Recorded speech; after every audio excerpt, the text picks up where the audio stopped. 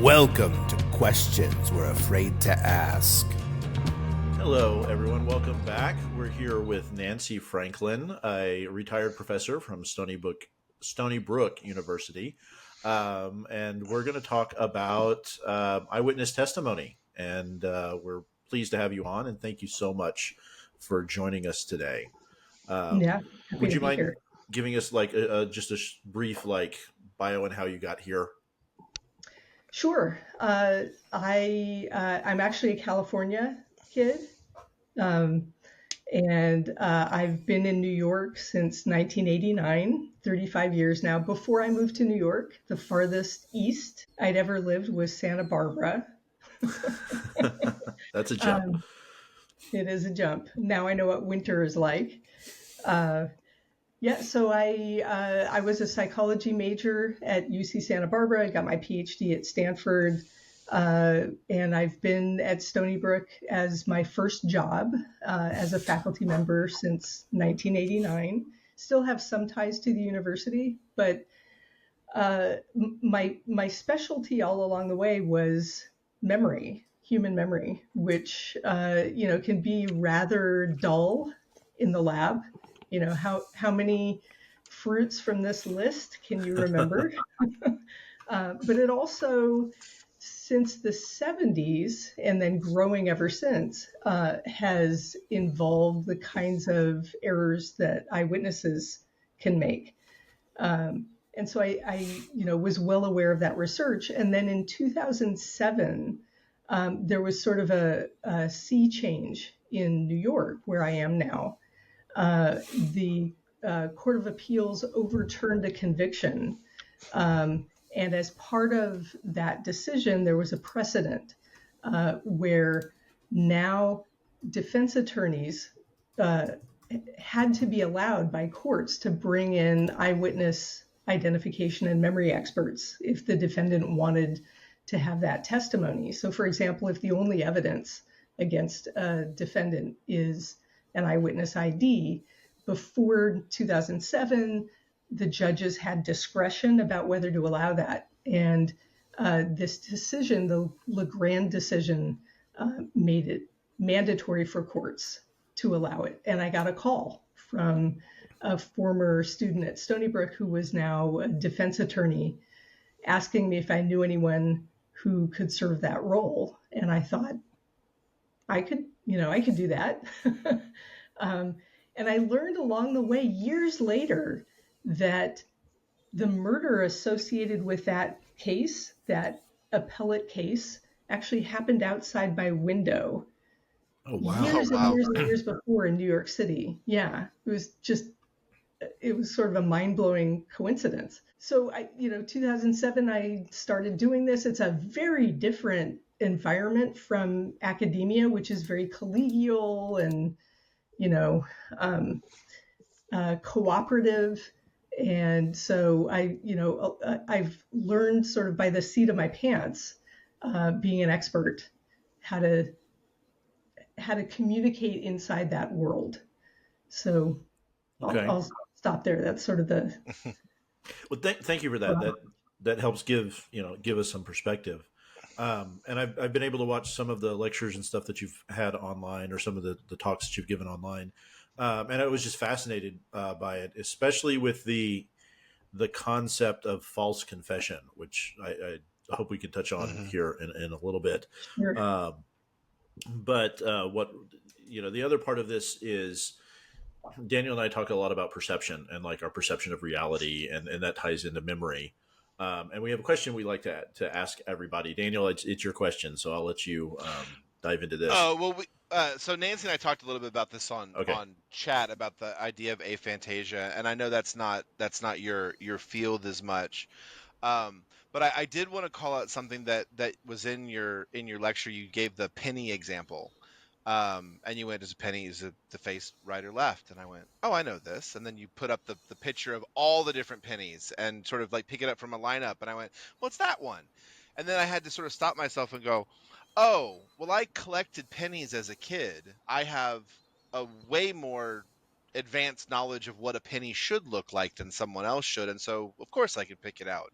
But that sort of made me realize that the question I had from that was like, does that mean a witness of someone that they know is more reliable than someone that they don't know? Okay. Yes. Okay. Well, so just to give a little background on what you were just talking about. So I think the paper that you're referring to is by Nickerson and Adams from the 70s, where people are asked, here's a piece of paper, draw a penny. And, there's Lincoln, and we all know he's in profile, but he faces one way or the other. And then there's the date, and then there's words, right? Mhm. Maybe there's in God we trust, and maybe there's e plurimis. I don't know. But the fact is, you've seen a penny, 10,000 times in your life. And this is a very simple, I'm going to say stimulus because I'm a psychologist and we use that word. It's a whole lot simpler than the nuances of a face that make that face so different from, every other face on earth, so that you can uniquely identify the person. So this should be a really very simple task, given all the times that you've looked at the face of a penny. And by the way, I used to collect pennies, the pre-1959 pennies called the wheatbacks when I was a kid. I spent a lot of time looking at them. I couldn't do this task. And so people fail miserably. So you give them a penny lineup where some of the Lincolns are facing left and some are facing right, and the words are in different places. And right. And it turns out people fail miserably at that too. So, that's sort of the baseline of something you've seen over and over again that's simple, and you fail at that. And so, what happens when you do this for faces? So then we, certainly for decades now, have been looking at people's performance at identifying faces, and we have found exactly the distinction that you're referring to. Familiar faces are categorically different in memory from unfamiliar faces. So you can recognize your mother in the dark, from 100 millisecond view or less. She could be wearing a hat. She could have, I was going to say shaved her mustache, but she could be different looking from how she usually looks, and you'd still sort of not miss a beat and be able to identify her. But with unfamiliar faces, there's a classic task that I actually brought out because I thought it might come up. So here are, I can never do this in front of the camera. Here's unfamiliar faces. This is a, pretty typical, as easy as you can get task when it comes to strangers' faces. So that guy at the top of the screen is your perpetrator. That's the guy you're trying to identify. And he's going to stay at the top of the screen, and I'm going to keep him there as long as you want to look at him. And if he's there among the group, the 10 faces below, it's going to be another photo of him taken the same day. So we're maximizing everything. In fact, there's no memory involved here. This is a perceptual matching task. Well lit, full face, great view. If he's there, it's going to be, again, same day photo. And so what's the answer? Is he there? And if so, I don't think he's there. Yeah, I don't see him there either. Okay. So but you guys did fantastic. Okay. But to be fair, you used the same example in one of your talks, and I think I remembered the answer from that. Yeah, I mean, so. it's a favorite demonstration of mine. And people, well, let me just keep this back up again. So, people tend to choose someone. They tend to find someone to be a good enough match. And, if this is a murder case, that's going to have huge consequences for someone. And the statistics here, let me just finish give you the context. The statistics are in this straightforward matching task, same race, people make 1/3 misidentifications when the right answer is he's not there. Cross race, it's double that. So this is very much not like identifying your mother. And I'm sorry, Daniel, go ahead. No, I'm sorry. I think you mentioned something about this in one of the talks about I'm going to say the wrong word, but like the walk up or the show up or something where they bring someone show up. Yeah. That you the context changes your assessment of the person, because they're in handcuffs, they're with the cops, they're being told, hey, is this the person? And they're like, yeah, sure. So is that that's the same thing. So you're just, you had a split second look at, the dude who robbed the convenience store or whatever, and they brought someone up to you and go, is this him? Yeah. And I'm guessing most people say yes, even if they're unsure. Is that usually how that goes, or? Well, yeah. So we're, when we talk about eyewitness ID, one of the things we care a lot about is the risk to an innocent suspect. And here's how a show up situation usually plays out. So there's a street robbery, the person calls 911, the police show up immediately, and then they canvass the neighborhood. And, the witness usually gives a description like, white male, tall, skinny, gray sweatshirt, black hair. That's about as descriptive as it gets most of the time. And then the police canvass the neighborhood. They see a guy who, to some degree, matches that description. They stop him, and then they bring the witness over in a police cruiser to look at him. And you're right, very often he's surrounded by police. He might be in handcuffs, a very suggestive situation. And yeah, I mean, you just saw that people have a tendency to say yes to someone who is good enough, is similar enough looking, and particularly in that highly suggestive situation. And that's why we have photo arrays, like the group of 10 that I just showed you, or, lineups with fillers. And the purpose of these fillers, who are known to be, innocent of the crime, they may be people who were just brought in from the homeless shelter and paid $15 to stand in this lineup. They may be police officers, who, so the expectation is that it's not going to be any of these fillers. But their purpose is to siphon away these spurious responses or guesses. Right. And with show-ups, we don't have that kind of protection. So yeah, there's a higher risk of a misidentification of an innocent suspect in a show-up. Yeah. And I think the same was true, you said, with lineups as well, because I love the picture you show of the one tall dude and the four really short guys in bowler hats. That was sort of like, well, obviously it's the tall guy if that's who we're looking for. Yeah. So what you're pointing to is goodness of those fillers. So, if I describe the tall, skinny white guy and you're flanking him with an Asian guy, a black guy, a woman, and a, golden retriever, then the fillers aren't doing their job. And in fact, you can get what's called the dud effect, where, the presence of those duds make the one possible match seem even better and expose him to greater risk of being chosen than if you'd done a show up. So then what's the fix to that identification then? How do we get the information that we can, that might or might not be good, and then how do we not go too far?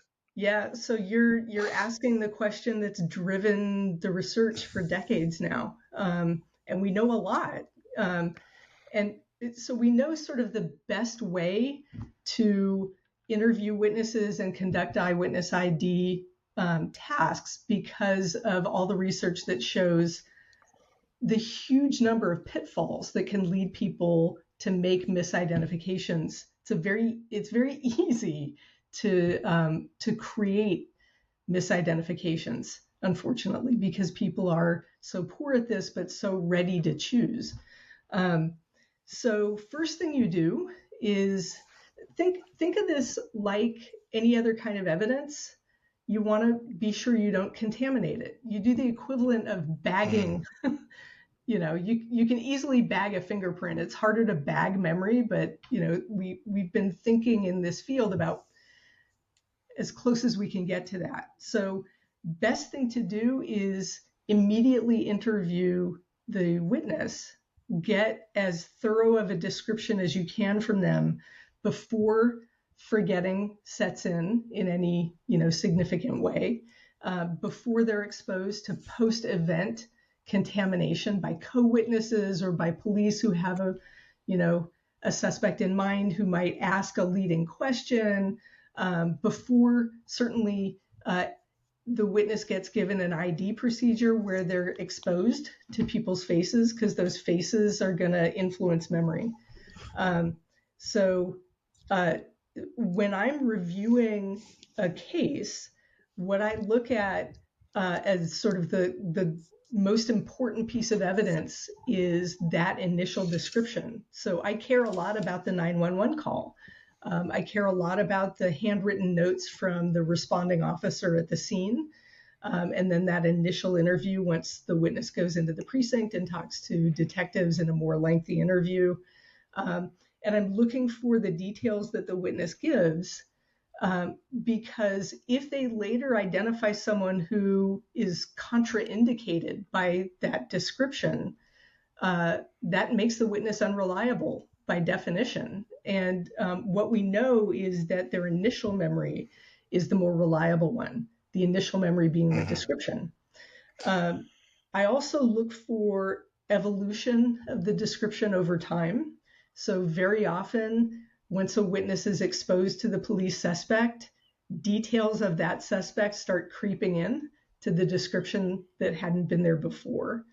Or things shift. So you go from tall, skinny to he was 5'5", because that's, the person that you sort of get systematically directed toward during the course of the investigation and interactions with police. And let me just say, this can happen without anybody intending to do anything underhanded.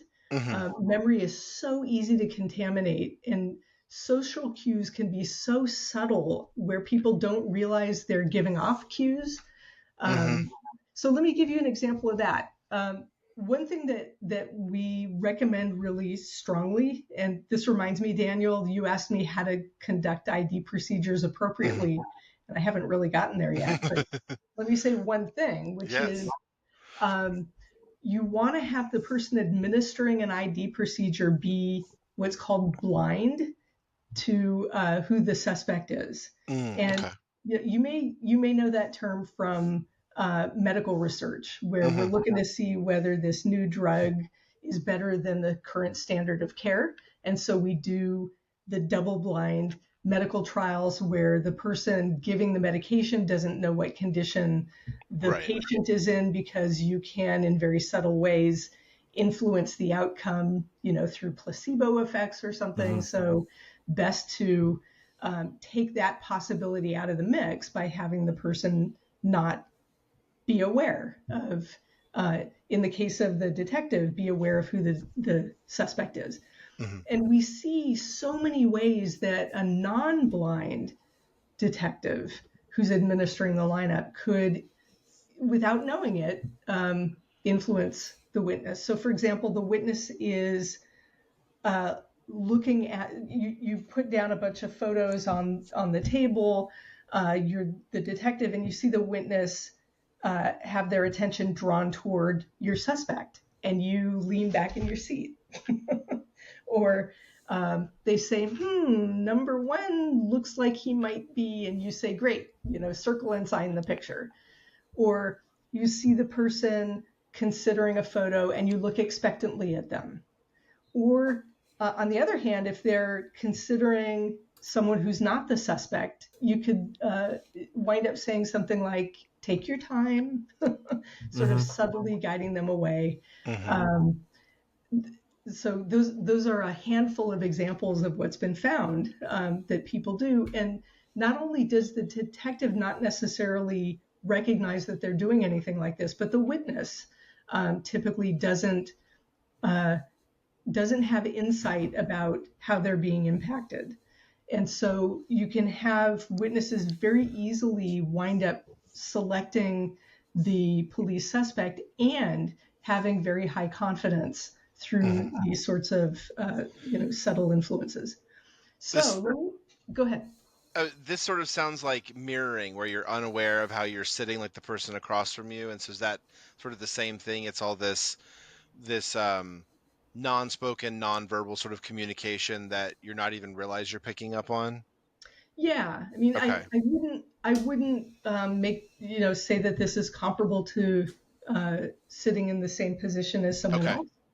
But the second half of what you said is very much true, that when you look at who studies eyewitness identification and all the many ways that it can go wrong, you see these two big groups of psychological researchers. There's people like me. I'm a cognitive psychologist. I understand how human information processing works, and my specialty is memory. And then there's the large group of social scientists, social psychologists, who are interested in how witnesses are influenced through the sets of interactions that they have with police and with co-witnesses. And this can affect not just eyewitness memory and contaminate that, but Bill, as you brought up before, and Daniel as well, these issues of coerced confessions, where people, might wind up confessing to murder. And, hundreds and hundreds of people have. If you look at the DNA-based exonerations so far, about 25% of those cases had involved someone who falsely confessed to a crime they didn't do, and in a lot of cases hadn't known anything about before police got a hold of them. And DNA has shown that these people are innocent, but through these tactics that are well known and well understood, and unfortunately very widely practiced, you can produce those sorts of false confessions, even for something that'll destroy someone's life if they, say it out loud. So in light of that, Yeah. wouldn't the solution be just like everybody gets a lawyer, whether you like, even if you don't ask for one, you get one? Just like, we're giving you a lawyer because people admit to things they didn't admit, and the police shouldn't be able to put you through a 12-hour, interrogation. And if you don't ask for a lawyer, you don't get one. Like, it feels like you should be given one. Like, you're in an so it seems like that would be a better system. I see your point. I mean, I think we would dramatically reduce false confessions if people were introduced to their attorney while they're being handcuffed. I think one important message that's come out of the social psychological research on, the sort of dovetailing of psychology and law is that people need to know that they should invoke their Miranda rights immediately. Because here's something really terrifying, that innocence puts you at great risk. You want to cooperate. People know they have Miranda rights, but they want to be helpful, and they have great trust in the justice system. Even once they've made their false confession, they have great trust that the truth will be uncovered and they'll be sent home. And, it's just over and over again, 1,000 times a day, there's a rude awakening about the foibles of this system that's built on human memory, human judgment, human incentives, across the board. There's incentives of jailhouse snitches. There's incentives that actually lead people to make these false confessions because they are led to believe that they'll get a deal at sentencing, and they don't want to take the risk of going to trial with evidence that they've been told exists against them that may not exist against them, because police are allowed to bluff. There's incentives, when it comes to detectives and attorneys. I mean, I'm not saying it's bad and wrong, but it's there, and it influences how people behave. Yeah, that dovetails with the advice I've gotten from, we have some police officers in the family, and they said, if you've ever, unless you're just getting like handed a speeding ticket or something like that, right? Which is like your typical, like, oh, I was going too fast. What's the problem, officer? He's like, if they start asking questions, you just stop. And they've actually recommended just go have a business card printed out that says, I'm invoking my, Miranda rights. If you'd like to ask me anything else, just direct it through my attorney and then hand them that, or say the equivalent of it, and just shut up and stop talking until you get a lawyer with you. Yeah. Which, I think is probably good advice in general. The problem here is, there's lots of problems here. Yeah. Did I cut you off mid-sentence?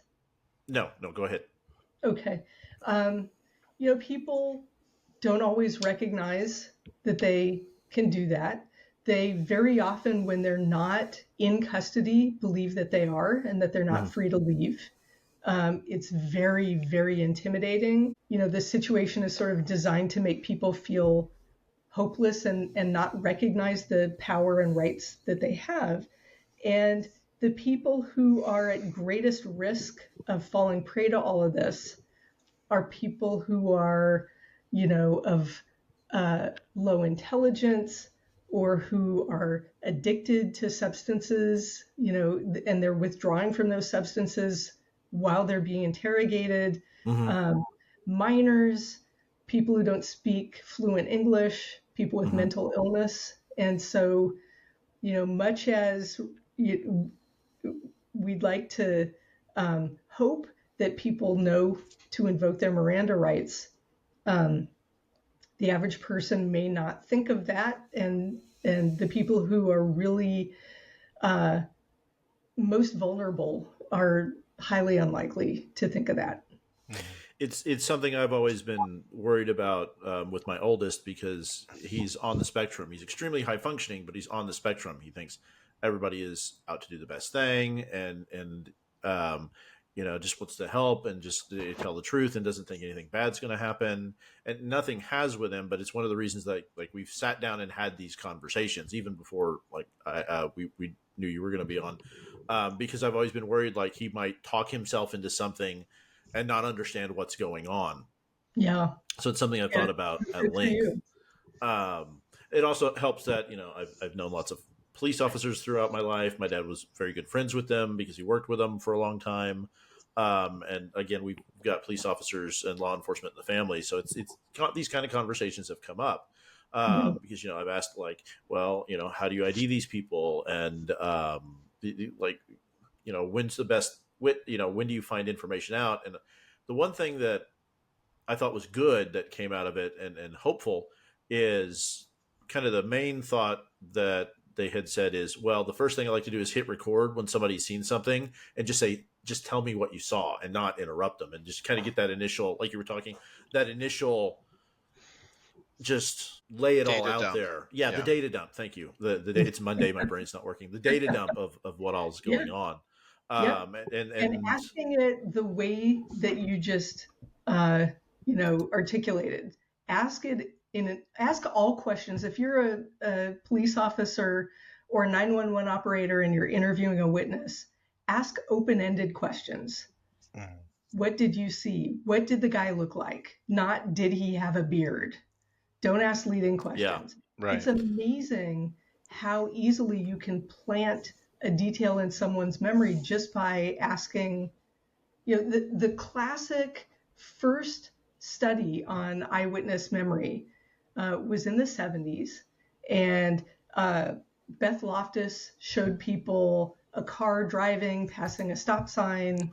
I can't remember. I think it was a stop sign, and moving on, and then something happened, and you're playing the role of a witness, and people were asked, how fast was the car going when it passed the yield sign? So it's sort of, it's a little detail in a subordinate clause, and that's enough to get people to change their entire memory of what the car passed. Because you said it passed the stop sign. Yeah. Yeah. Interesting. So how long are those memories, fresh? Is it like minutes, hours? What are we talking about here? Yeah. Well, so memory follows the classic forgetting curve, where there's the sharpest losses immediately, and then it sort of does the parabola thing. Right. And but the answer to your question depends on the kind of content. So you're Okay. going to remember, the gist of a conversation longer than you're going to remember the nuances of someone's face. Fair And there's been research on all this stuff, and we know how fast people lose details of unfamiliar faces. And first thing is that when you're encountering a situation, you only encode some subset of details into memory in the first place. You're not a video camera. Right. So it's partial from jump, right? And then you start that forgetting curve. So from wherever you started, you lose 15% of the details of an unfamiliar face within the first 10 minutes. Wow. Yeah. And when people have studied, performance over time of identifying strangers' faces, the authors of the sort of classic meta-analysis of that field cautioned the courts that you want to be really careful about trusting an identification made a week after someone encountered the face. And when you look at real-world crimes, that's a really fast turnaround time for getting witnesses in and looking at photo arrays and lineups. It's a fast time for developing your suspect in the first place. That Legrand case that I mentioned, at the beginning, the one that wound up being overturned, I think the first identifications of Legrand were 6 years later or something by strangers who saw the murder happen, very quickly in the dark from a distance. I mean, of course it's going to be unreliable. Yeah. Then I think you have to take into account different types of memory. So I mentioned because with my aphantasia, I forget faces instantaneously. Once it's gone, I can't describe it to you. I can sort of, but it's just that's not how my brain processes. So I'm sure everybody's on a spectrum there from really good to bad. So and then you got to imagine 50% of people have a really bad visual memory already.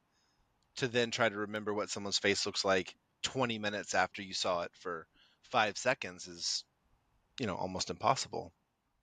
Yeah, well, so let me just give some background on what you were just talking about. Yes, please. So aphantasia is sort of it's a condition of neurodiversity. It's not a disability, but it's an inability to form images. You can still recognize someone, but so I'm going to say inability to start with, and then I'm going to come back and sort of dial that back. If I'm asked, if I don't have aphantasia, but if I did and I was asked to, form an image of George Clooney's face, I wouldn't be able to do it, although I'd be able to recognize him. But that exists on a spectrum, right?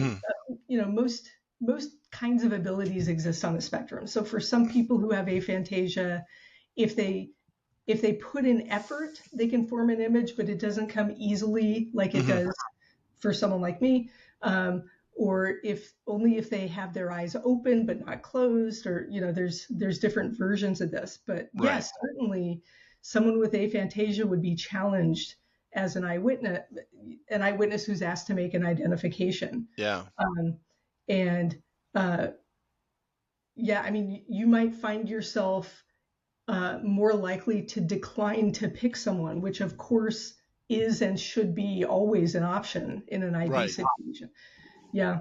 Is that something that they say? Yes. Do they preface that when they do lineups and stuff? Yeah. Okay. They should. So getting back to your question of how do you do an appropriate lineup? So blind, we got that far. There should be unbiased instructions because people have a tendency to choose. So you want to give instructions that make them less inclined to just go ahead and pick the guy who looks most like whatever it is I can remember. And so appropriate instructions are, you can say, I don't know. The investigation will continue whether or not you select someone. Don't assume that the suspect or the perpetrator is present, right? Okay, good. Yeah, all that stuff. That was sort of the one that I was hoping that you would hear something like, that person may not be in here. Like, yeah. But, okay. Yeah. So more and more law enforcement is adopting the set of recommendations that the experts in this field have given. We touched before on fair fillers. That also is a recommendation. Seems like that would be hard to do, though. That could be. It's easier to do if you're making a photo array. Oh, I'm sure. Yes, absolutely. A bigger database than going out and trying to recruit people. But yeah, it's challenging. It's also necessary. And so, if you're doing something that can have such huge consequences for a suspect, it behooves you to do it appropriately. Yeah, absolutely. And one thing that I'm really excited about is the prospect of AI generated fillers in a photo array. We're not there yet. We don't have the technology, particularly to create. It's still a little. Sometimes it's still a little obvious to tell where you're like, that's not a real. Yeah. It's not quite there yet. It's close. Still a little bit of uncanny valley. Specify the features, right? So you can make fair fillers. You can make them the right level, the sort of Goldilocks level of similarity to the suspect, not too close, because then they're clones, and then even somebody who got a great look is going to be kind of random and not duds, right? And also the fillers are all fictitious, and so if a witness picks a filler, that poor schmuck doesn't wind up becoming a suspect. I mean, it's kind of fantastic. Getting back to your issue of your question about people having terrible face memory. I mean, people are quite poor at stranger ID. It doesn't mean they have bad face memory. You can always learn with enough repetitions and enough interactions with a stranger. Of course, they can become familiar. Once or twice doesn't create familiarity. I've seen them around the neighborhood a handful of times, makes that person more in the category of stranger than familiar. It's actually a high bar to reach true familiarity. But yeah, I mean, this is a really problematic kind of evidence. And it's really important to do what we can to make sure that people aren't wrongfully convicted based on how easily these errors can happen. So if you look at, again, the DNA exoneration cases, close to 3/4 of them involved eyewitness misidentification. Wow. And, often there's combinations. So you can have mis-ID and false confession and police misconduct and jailhouse snitches and bad forensic forensic analyst testimony. Those things have a tendency actually to snowball with each other. But it's really alarming to find out that close to 3/4, it's the biggest contributor to wrongful conviction DNA cases. It seems like that should be something that should be some sort of public message just to people of not don't be a witness, but be aware that your memory is not as good. And if you're, should be like a class in civics in high school where they go over get a lawyer, don't be a bad witness, how to be in a jury, don't be rude to cops, all that kind of stuff. All that stuff. Yeah, I love that. And, that'd be great. Meanwhile, it's more and more being put in front of the public. Case in point, what we're doing tonight. But there's also, documentaries and, my job is easier than my colleague's job was 30 years ago when they would try to get into court and, so here's something really important, confidence that a witness expresses. So again, going back to the right way to do a lineup, have it be all of these pristine conditions, good fillers, blind administrator, blah, blah, blah, the stuff we talked about. And then when the witness makes their decision, immediately ask them in an open-ended way, how confident are you? And immediately memorialize what they say verbatim, right? Mm-hmm. So that we're locked in on what they say their confidence is, because in an enormous number of times in these wrongful convictions, you see people hemming and hawing during that first ID procedure, and then they get more and more and more and more confident as they get more and more exposed to the police investigation and the fact that this person is going to trial, and they're seeing and they get reinforced. whatever. Yeah. Exactly. Yeah. Or even at the end of this ID procedure, if the administrator or anyone else in the room knows who the suspect is and the witness picks the suspect for whatever reason, if they're told, good, you identified the suspect, then of course they're going to be immediately certain. And they're also going to remember their view of the perpetrator during the crime as being better than it was, right? There's all sorts of cascading consequences. But then you wind up, what really matters is going to be them testifying at trial, where they get another show up, right? Do you see the perpetrator in court? And there's that one guy in the orange jumpsuit in this highly suggestive situation. You know, you're all but guaranteed in that dramatic moment to say, that's the man, you know, Your Honor. And jurors find that to be the most compelling moment of a trial. And it's, you know, it could very well be entirely the product of this artificial process of manufacturing a confident identification. Becomes performative at that point. Yeah. But, you know, confidence is so convincing and compelling.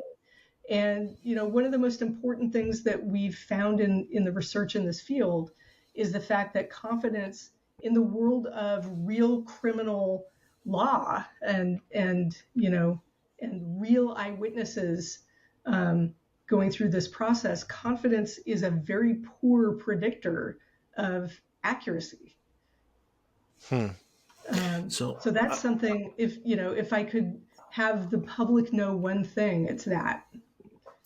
That makes a lot of sense, especially if you think about, you know, what con men get away with, and you know, it's confidence man, right? That's they're projecting that confidence to kind of push that idea forward.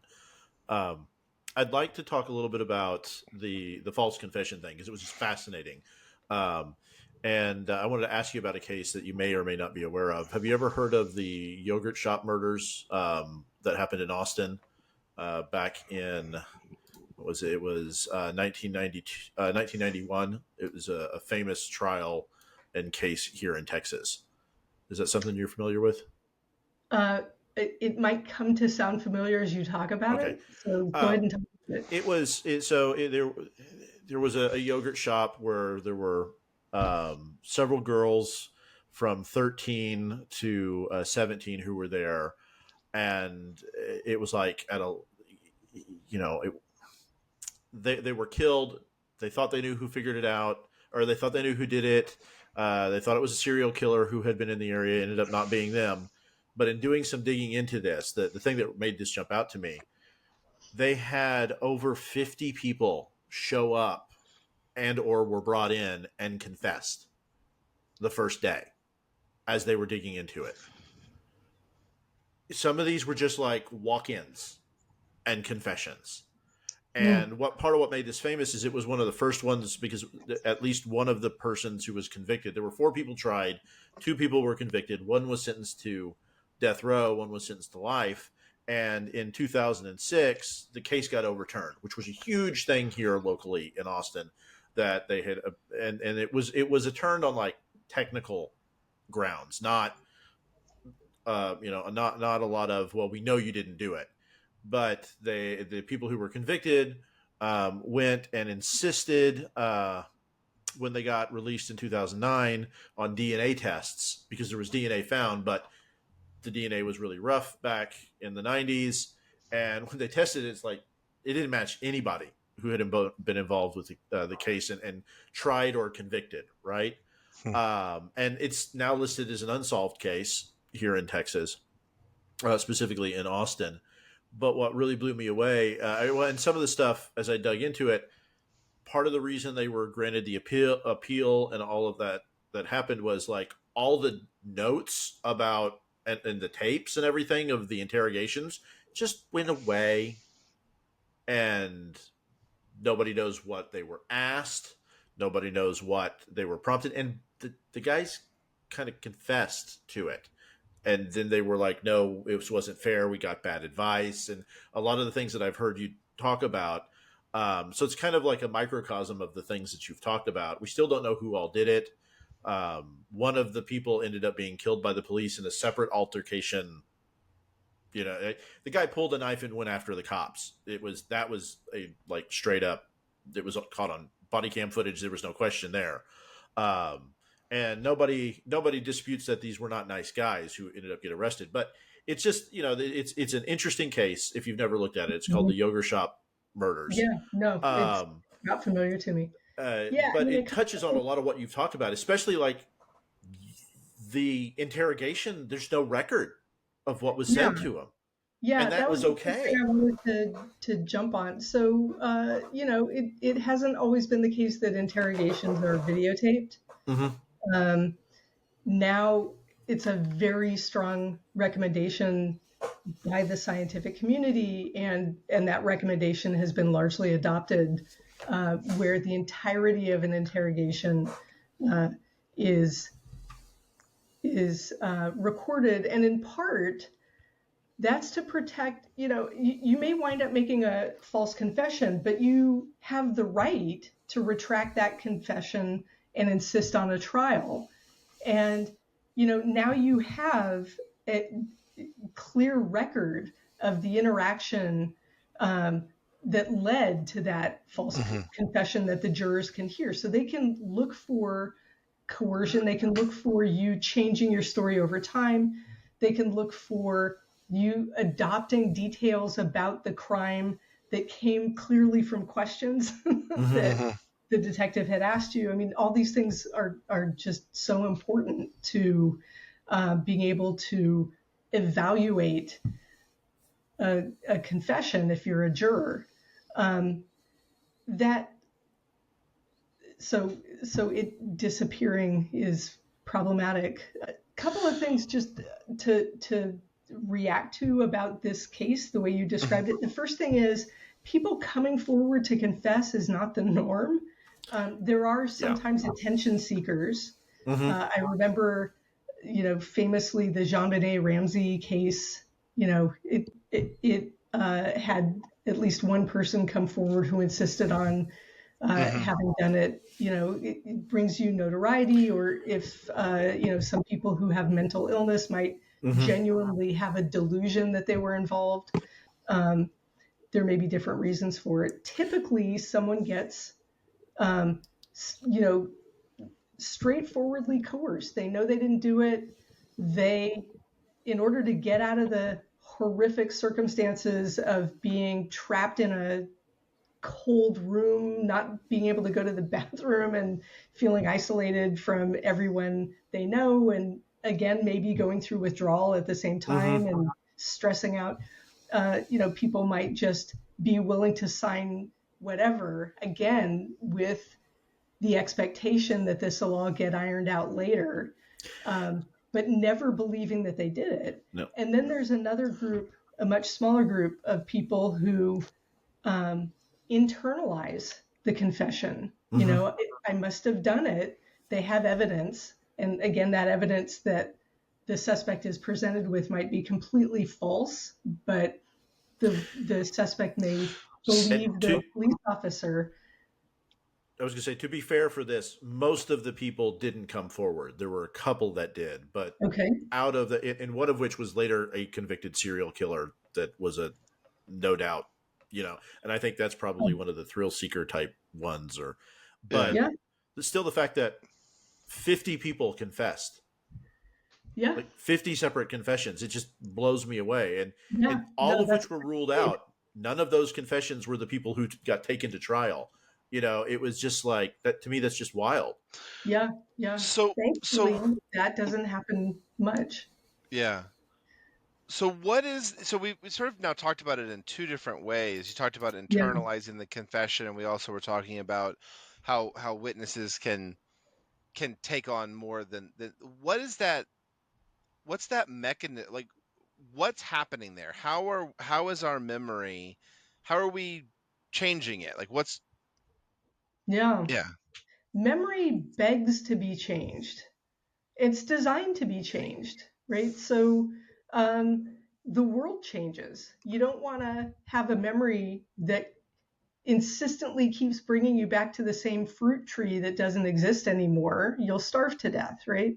Or, you know, in more modern times, you change addresses. And so it's useful to update. It's also useful because we live in this very social situation and we rely so much on each other, and we all have different sort of knowledge banks and perspectives and experiences. We can enhance each other's knowledge by teaching each other, right? So we adopt new information very easily. And so much of the mischief that happens with eyewitness memory and testimony is that people incorporate new details after the fact.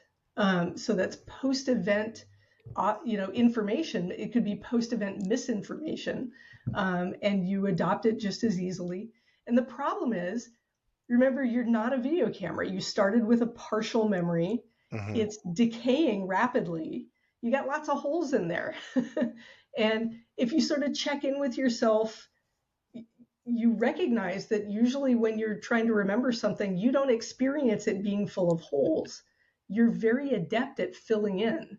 And the two ways that you fill in are through your own inference and through post-event information.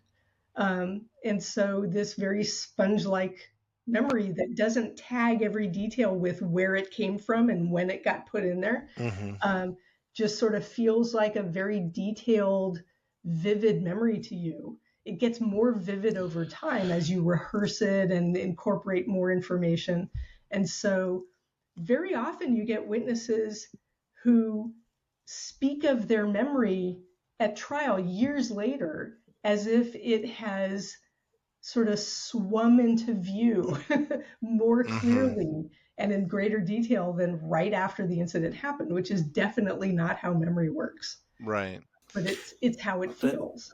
That makes a lot of sense. So one of my relative has talked to me about, he said he worries more about somebody who gives the same story every time, detail for detail, no matter what. He's like, they're lying to me. He's like, that's not how it works.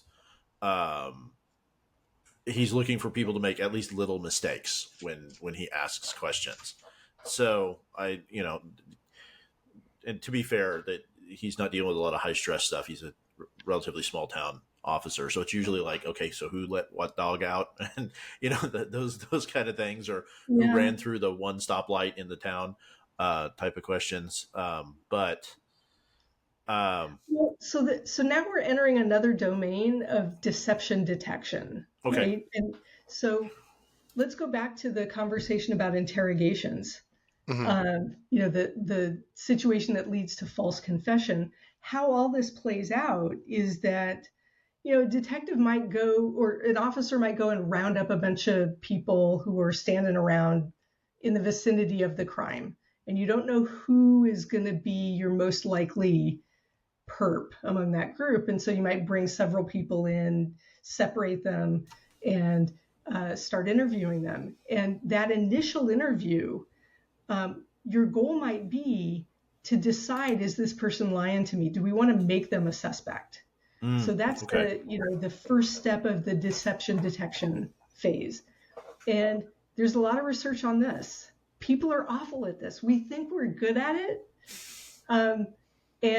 But again, there's this overconfidence issue. So the way to find out how good people actually are at it is to show videotapes of real criminals either talking about the crime they committed or a crime someone else committed, but they're talking about it in both situations in the first person. So one of them is a lie. And you show people these videos and you ask them to judge whether there's deception involved. And you ask parents to watch videotapes of their kids saying things that are either true or false. Mm-hmm. You show border patrol officers. You show all different kinds of groups of people. And what you find across the board is that people are just a sliver better than a coin flip. Study after study shows 54% accuracy, where the coin flip is 50%. People are you telling me that TV show Lie to Me about that guy who could read everybody's lies is not true? Is that what you're saying? But I might be very lying disappointed. So I mean, are there people who are better than a coin flip? I mean, are there, or is it just pretty much we're not good at it at all?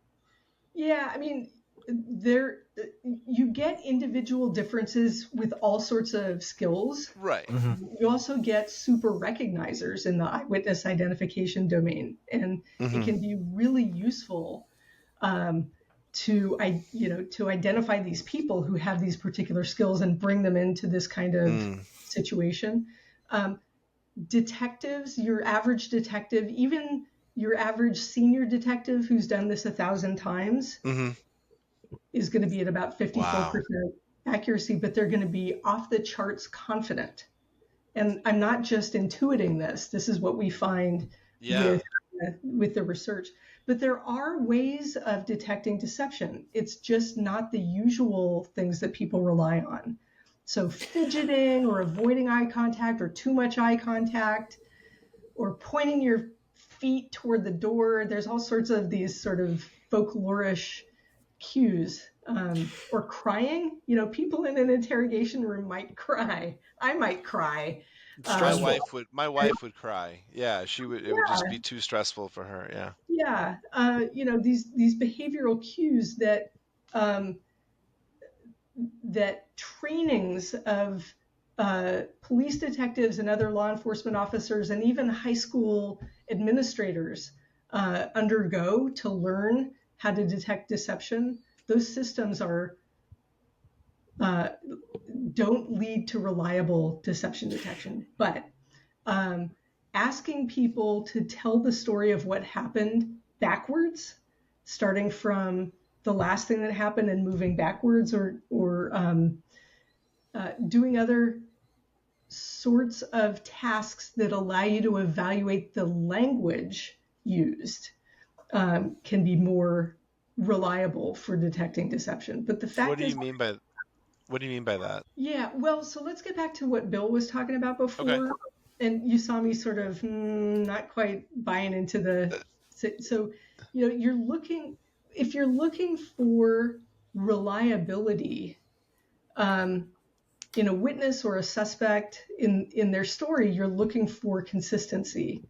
There may be details that are dropped in one telling and get put back in another telling, or the order of mention of details might shift. The quote that they give of what someone in the room had said might not be the same from one telling to another, if you're looking at the verbatim level.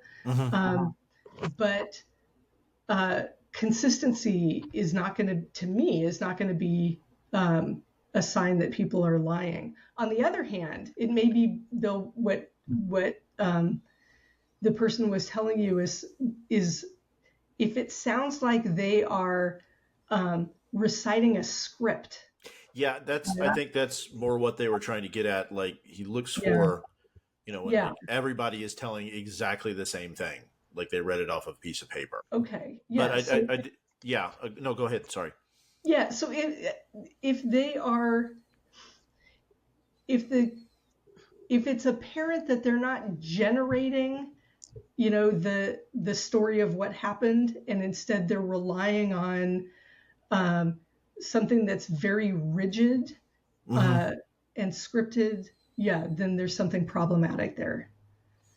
And so thank you. I also have a question about something else that you said. So if we know there are better ways to tell if someone's lying or not, Mm-hmm. and I believe you when you said that, we have people who are going through trainings to see if someone's lying and it's not the best way to do it.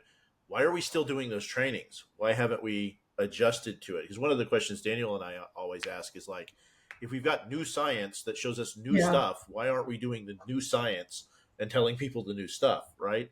Yeah. So is it just that the system's glacially slow to change, I think or that's is a it okay?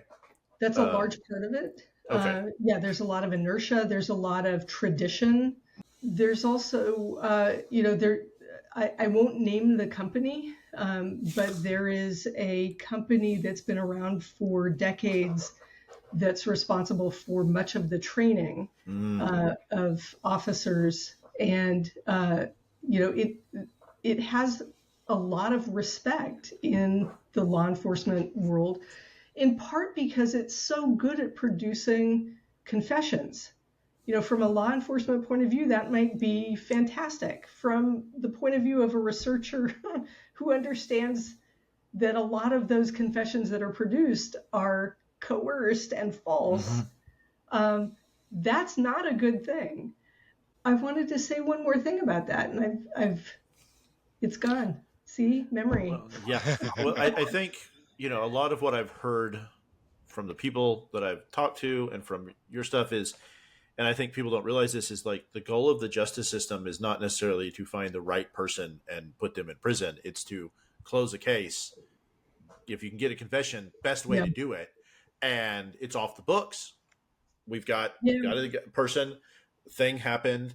We have somebody we think did it. We've convinced them to tell us that's who did it. Hey, they're guilty. Good. Let's move on to the next one. Yeah. Well, there are certainly bad actors in law enforcement.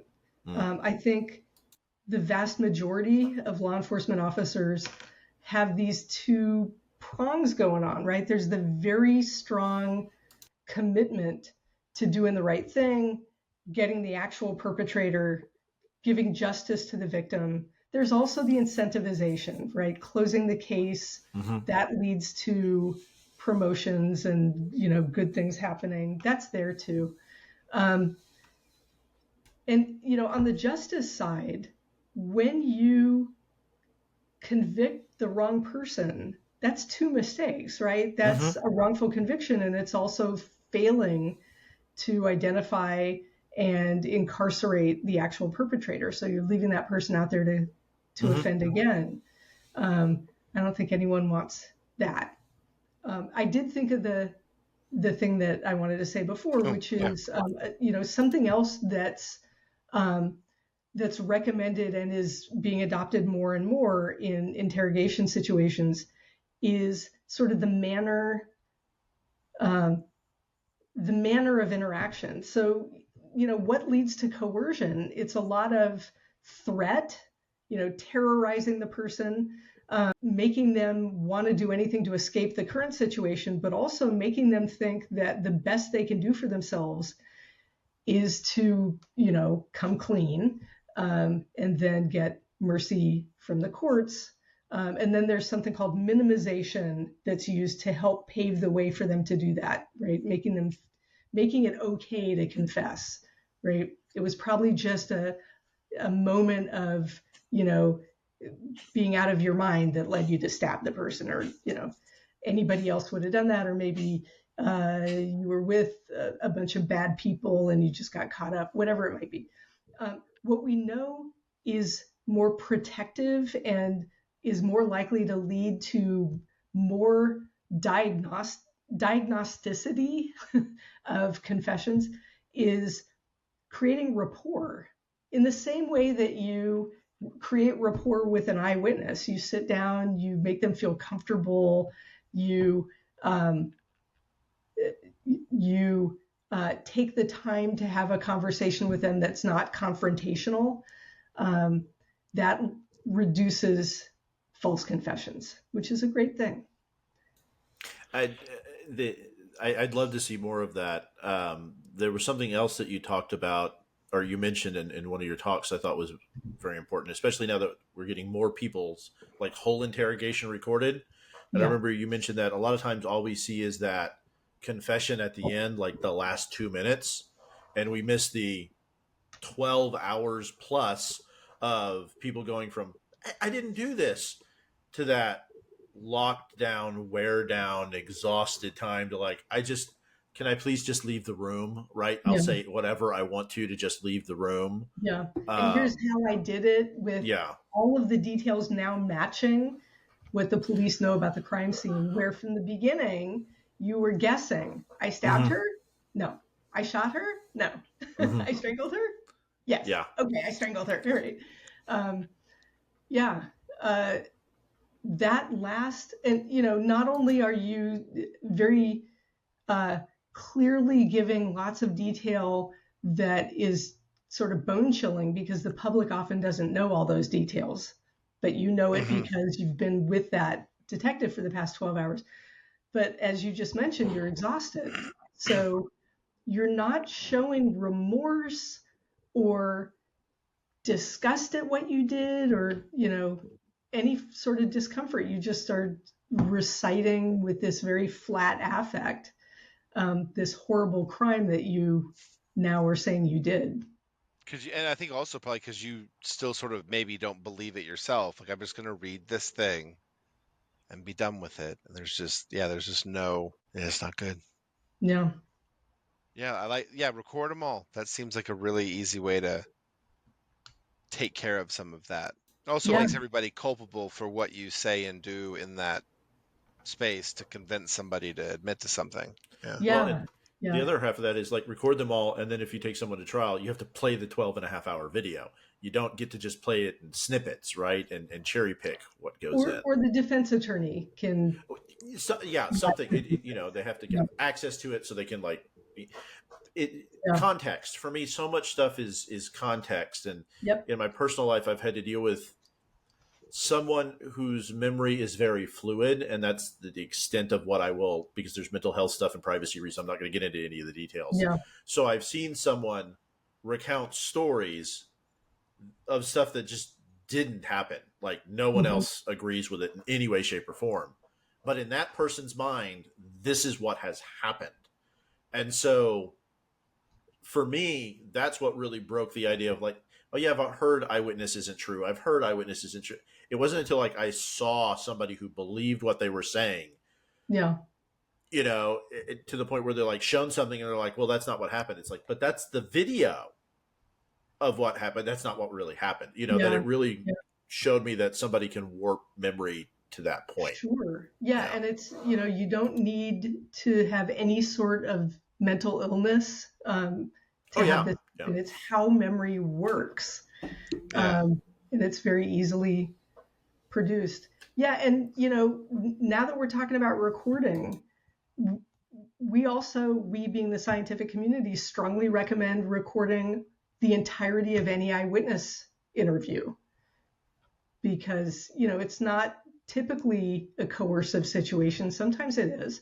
But we can see where leading questions or suggestive information or, presentation of the suspect's picture is happening during this process. Or we can see the witness showing uncertainty, changing their answer, right? All this stuff is very useful. And body cam gets us a lot of that now. So that's good. Yeah, it is. So then let's just sort of say we've got recording is good. What's the next thing that we need to do then? Oh, well, all of the things that I mentioned before. So I'm going to say it again. Interview thoroughly, memorialize at that time. So let me bring up another concept, hindsight bias, where you go back in time and sort of rewrite your memory from earlier to be consistent with whatever it is you believe now. That's, you can think of that inflated confidence over time as being a version of that, right? I now am certain that this guy is the perpetrator. And now I'm remembering that in my first identification procedure, I also was completely certain. It turns out in 57% of the DNA exoneration cases, we see not that pattern. We see initial identification of someone else, or no identification at all, or clear expression of uncertainty or low certainty. But people can be inclined to misremember that initial ID as being as confident. And you don't have to think anyone's lying. This is, again, how memory works. And it can happen to police officers too. They can get on the witness stand and talk about the ID procedure from 2 years ago and be, absolutely confident that the witness immediately picked that person and said, "I'll bet my mother's life that it's him." Yeah. And so it's really important to memorialize everything immediately. The witness who later comes to say the person was 5'6", we need to know in writing immediately that they had said that tall. We need blind administration of ID procedures, fair fillers, unbiased instructions, no feedback after they make an ID of the suspect. We need to be sure that only one test of memory occurs. So very often when I do post-conviction cases that might lead to an exoneration, I see that over the course of that case, someone may have gotten a photo ID procedure. They don't make an identification. There's another one later, like, how about now? And then there's a live lineup, and then maybe a confirmatory photo show up later when they're meeting in preparation for testimony. Then they make an in-court identification during a hearing, and then they make it to trial. And by that time, they are willing to bet their mother's life. Yeah. And when you give someone an ID procedure and it's a non-identification, that's where you should stop. That is evidence that the person was not involved. And if you give this same witness another ID procedure where the suspect is the only repeated member of the photo array, the person's going to find that face familiar. They're not going to know why, and they're going to make an ID. And, traditionally that has happened all over the place, and, we're off to the races. We've got evidence that we're going to take to trial, when the right answer should be that initial non-identification should give detectives pause that this may not be the right guy, and they should consider this suspect sort of burned as someone who could provide evidence against this guy. As far as for that suspect, a secondary suspect would be still good, but just not once you've declined the suspect, you shouldn't be given an opportunity to accept them again later. That's right. Seems good. Seems like that would make sense. Yeah. But traditionally, law enforcement hasn't considered non-identifications as being informative. Hopefully the scientific community has made some headway in convincing them. So non-identification is informative, is what? It is informative, yeah. Okay. It's diagnostic in favor of someone's non-involvement, particularly if someone says, "I'm looking at this array or lineup, and he's definitely not here," right? That's very clear diagnostic evidence that the person wasn't involved. But you're right. There may be another suspect, and then there should be that one and only ID procedure involving that person. We talked about how confidence in the interrogators was bad. In a witness, in that identification, we do want to take confidence into account in that case. Yes. Yeah, if it's a pristine procedure, we've got good fillers, right. All the lists that I've said before. If it's the first ID procedure and the witness expresses high confidence and it's memorialized immediately, right? So they express high confidence in the moment. Yes, that's the one situation where confidence is actually informative, indicative of accuracy. Yeah. Okay. Well, and I'm glad we hit that, because I don't want to give the impression that we think we should just toss out all like witness testimony, right? Because it's right. We have to have that. That's part of our tradition and our legal system and all that. And that we also don't want to discount the people who are like, that's the person who like broke my jaw, or that's the person who came up to me and took the keys out of my hand and stole my, or whatever it is, right? We don't want to. No, agreed. I get memories, but we also have to be like, memory's fallible, right? It's both things can be true at once. And we need to equip jurors with tools for being able to evaluate, the quality of whatever the eyewitness evidence is, so they can make an educated decision. And by memorializing those things, you can go to them and say, this was 2 hours after it happened. We showed them this information. They were sort of confident about it. And here they said, yeah, I think it might be him. And then that's it. That's all you have to get.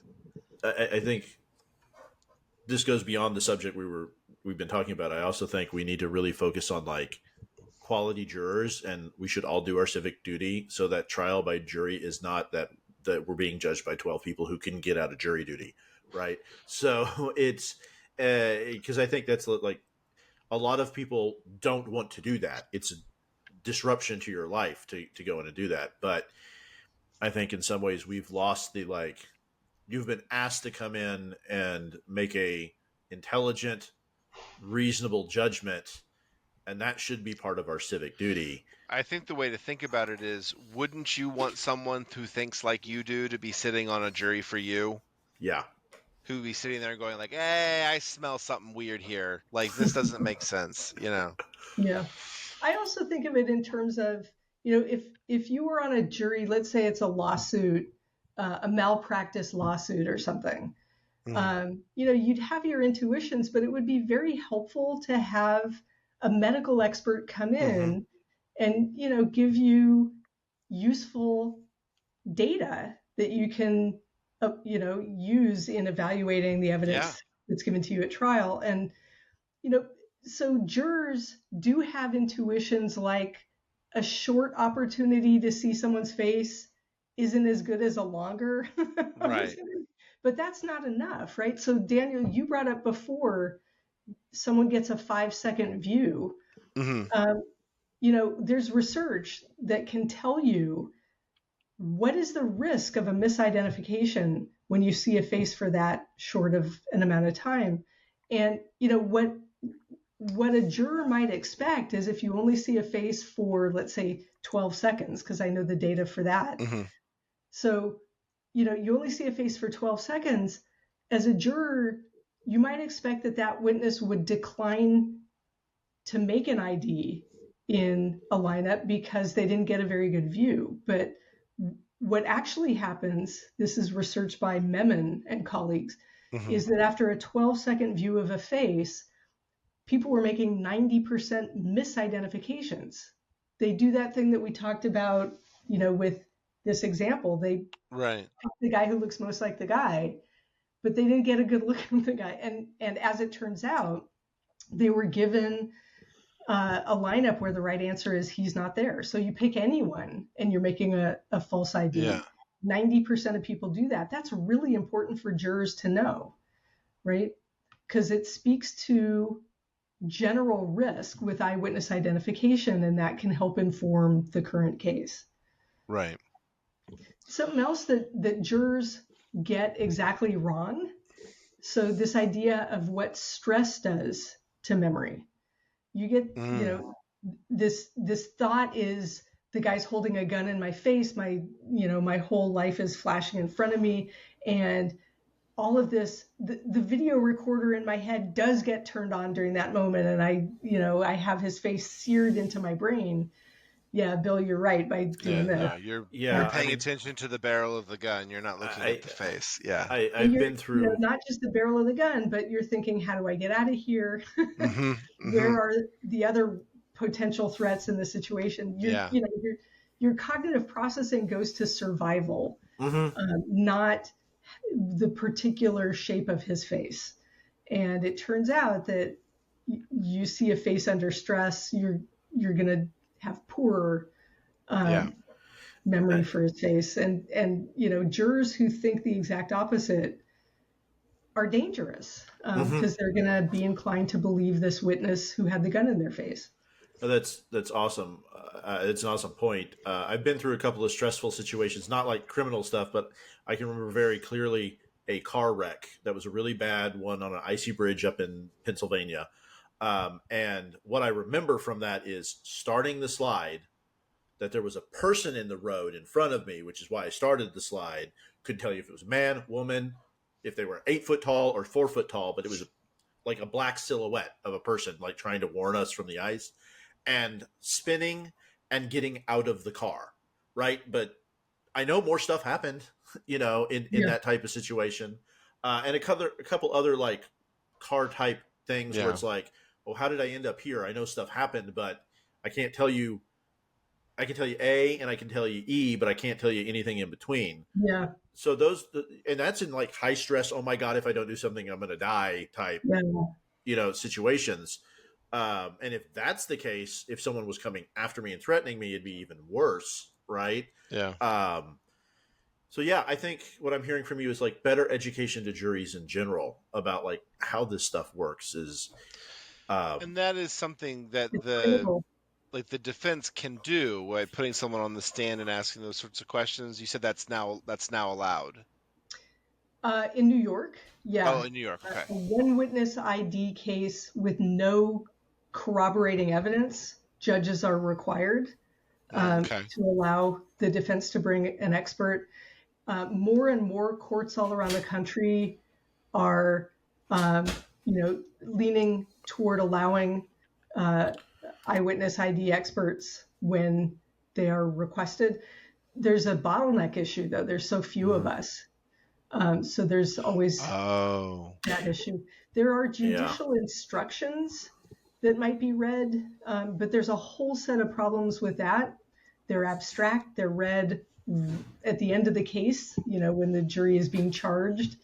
They're often written at an education level beyond people. They're rapid fire. They're not easy to remember because there's no sort of concrete explanations and examples. They're just, sort of rapid fire. Could y'all make some sort of movie, some sort of hour-long video that you could sort of make it entertaining and they give examples and sort of explain it to the jury? I mean, that seems entertaining. Get some. I think that comes from. We both work in like training delivery, so we're used to like trying to take boring information and make it engaging. So, you've done it with tonight, right? Thank you. So there's kudos to Netflix and other platforms that highlight particular cases.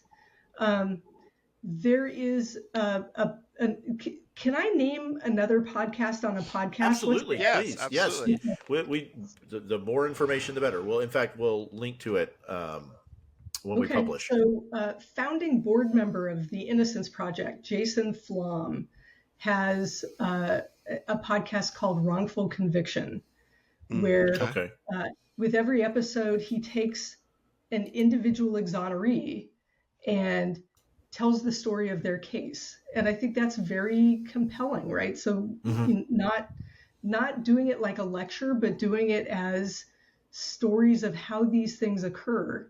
And I know a few days ago he did an episode on Darian Harris, who was wrongfully convicted of a murder in the Chicago area after he was misidentified by someone who was legally blind and whose status as legally blind was not brought out at trials.